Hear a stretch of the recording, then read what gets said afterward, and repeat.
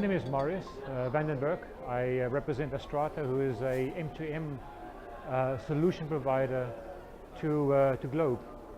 We provide telematics solutions whereby we monitor fixed assets or moving assets with the use of GSM and GPS and a whole bunch of sensors.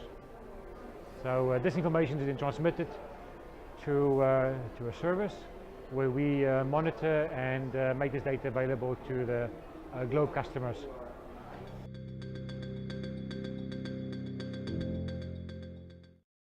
The IoT in the connected fleet covers quite a few needs. One is the need for safety, whereby vehicles are being monitored, or drivers are being monitored for safe driving, wearing their safety belt, working specific hours, keeping to the speed limit, and those are things that are applied to vehicles throughout the world in terms of safety and security.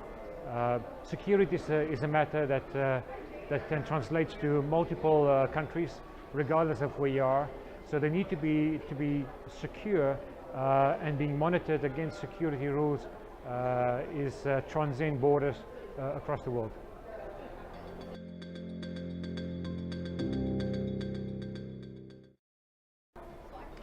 Well, I do see, looking back at the adoption of IoT in other countries, IoT follows closely the telco footprint. So as the telco expands and network reliability increases and network footprint increases, so does the additional value-added services. So people start adopting new technologies, they start getting used to the technologies, they start asking questions, what else can this technology do for me?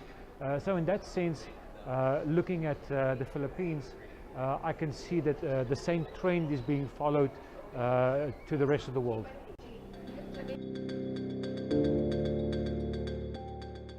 The big differences in terms of, let's say, Europe and the Philippines, if I can use those two extremes.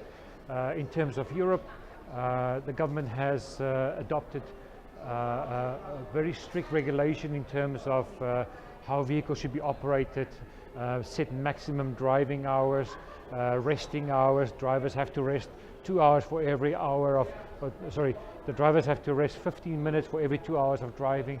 So these are rules and regulations that has been applied. Here we can see it's still being discussed, which is good. It's the first step, but we do see that this being adopted throughout the Philippines in time to come. But what will be driving it is mostly industry. The industries need to know more what fleets are doing. So we see very similar to Europe. The Philippines, the industry will drive the need for the technology.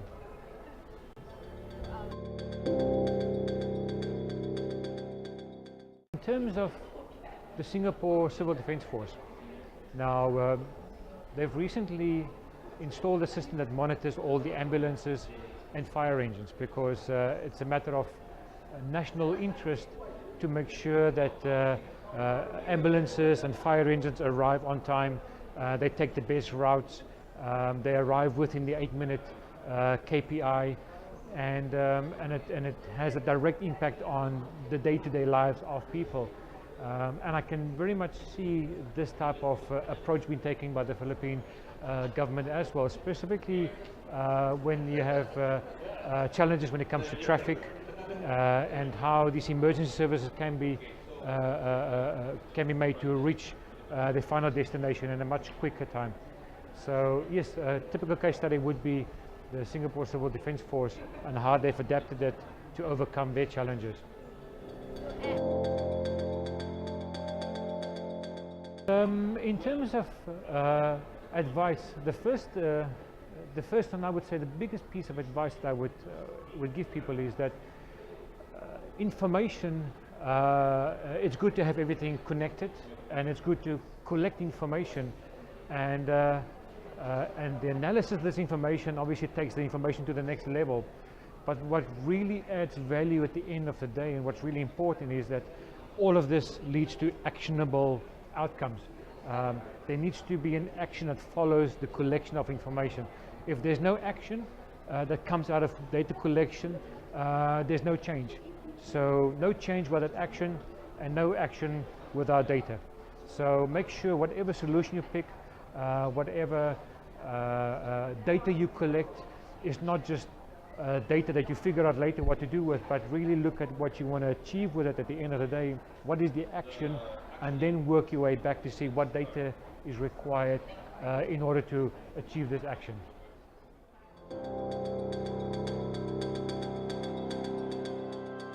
I find the IoT conference quite useful in terms of creating at least visibility within the local communities.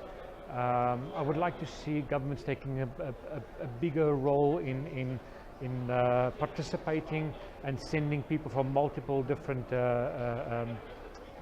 departments within the government to attend these, because I truly believe that once they start attending this and they have a certain level of awareness, the adoption will be much quicker and much easier. They can already start thinking about in terms of next year's budgets to start implementing these things and know what's happening in the industry. So yeah, my advice on what can be done in future is to start getting more government participation within these events.